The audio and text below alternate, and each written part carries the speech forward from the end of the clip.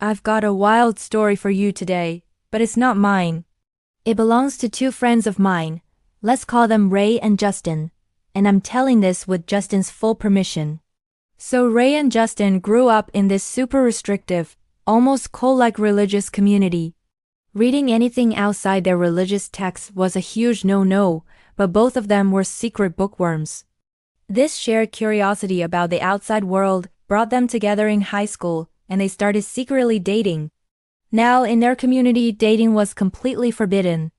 You went straight from being single to married, no in-between.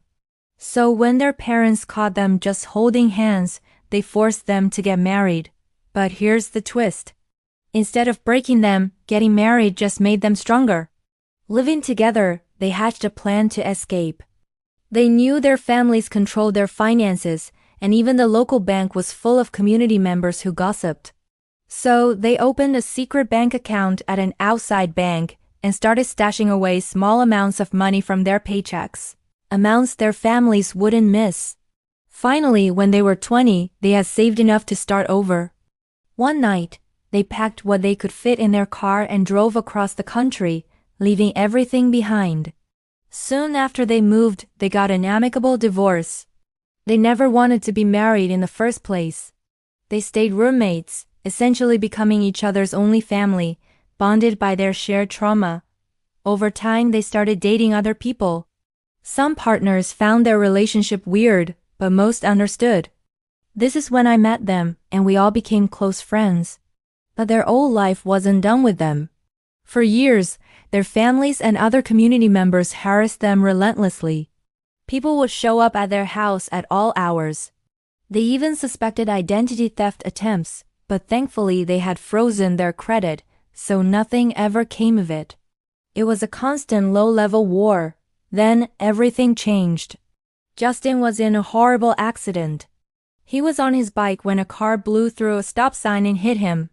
He was rushed to the hospital and ended up in the ICU. Ray was his emergency contact.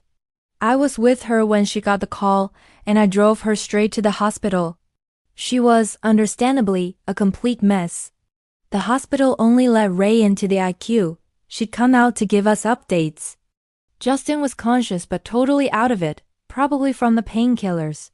Ray was terrified he had permanent brain damage. We all tried to reassure her, and a friend of ours who worked at the hospital as an MRI tech would stop by on her breaks to help calm Ray down. We were there all night, and the medical staff was giving us reasons to be hopeful. But then it got so much worse.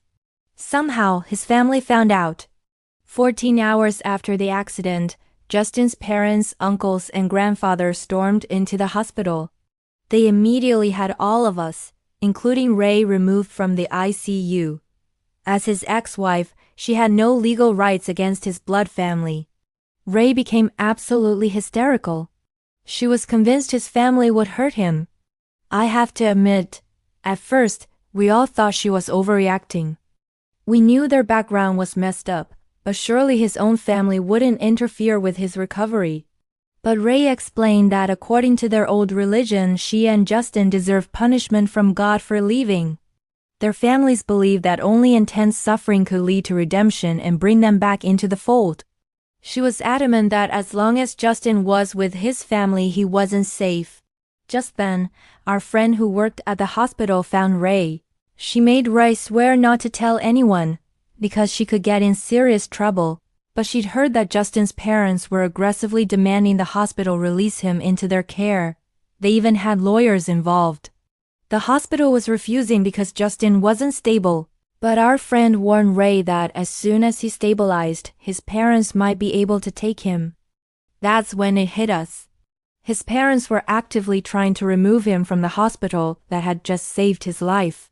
We finally understood the depth of Ray's fear. And at that moment, Ray snapped into action. She believed Justin's life was on the line, and she decided to do whatever it took to stop them. She decided to burn their world down from a distance. She had a lot of dirt on the community, and she unleashed it all. Like a woman possessed, she started making calls. She called the IRS fraud hotline and detailed how the family business was committing tax fraud. She submitted an ATF tip about that same business illegally selling firearms without a license, knowingly selling to felons. She reported one of Justin's uncles for owning guns as a convicted felon himself. Then, she reported Justin's mom for running an unlicensed daycare out of her house. It was incredibly shady. Over 30 kids packed into one home with only his mom as the adult and her 12 and 14-year-old daughters forced to do most of the childcare. She also called CPS on his parents and uncles for keeping their kids out of school and for physical abuse in one case. For every single report, she provided extensive, damning details. After the calls and emails were sent, we all just waited. Hours passed and nothing happened. Then, a miracle. Justin became lucid enough to understand what was going on. He immediately kicked his family out of the room. From that point on, he began a slow but steady path to recovery. In all the relief and excitement, we kind of forgot about Rae's Scorched Earth campaign. Until a couple of weeks later, when the screaming voicemails started pouring in for both of them. First, the IRS was investigating the business. Then, the ATF. Then, the daycare was under investigation. At first, Rae felt a little guilty, but then she just said, "You know what? No regrets." They would have killed him. It's been about a year and a half since all this happened. From what they've pieced together, the family business went under. The daycare is shut down for good. The uncle is now serving a 5-year prison sentence for firearm possession. CPS investigated, which scared the family, but sadly not much came of it, especially for the cousins being abused. However, the parents are now too scared to keep the kids home from school. And since the daycare is gone, Justin's mom can't exploit her daughter's labor, so his little sisters are finally getting an education. Today, Justin and Rae are both happy and thriving. Justin will never fully recover from the accident. He has some permanent neurological damage that causes tremors. But he is so grateful to be alive. He works a full-time job, stays active, and in my book, he's a winner. And Rae, well, she's the friend you want in your corner when things go bad. Thanks for listening to their incredible story. If you liked it, be sure to hit that like button and subscribe for more. See you next time.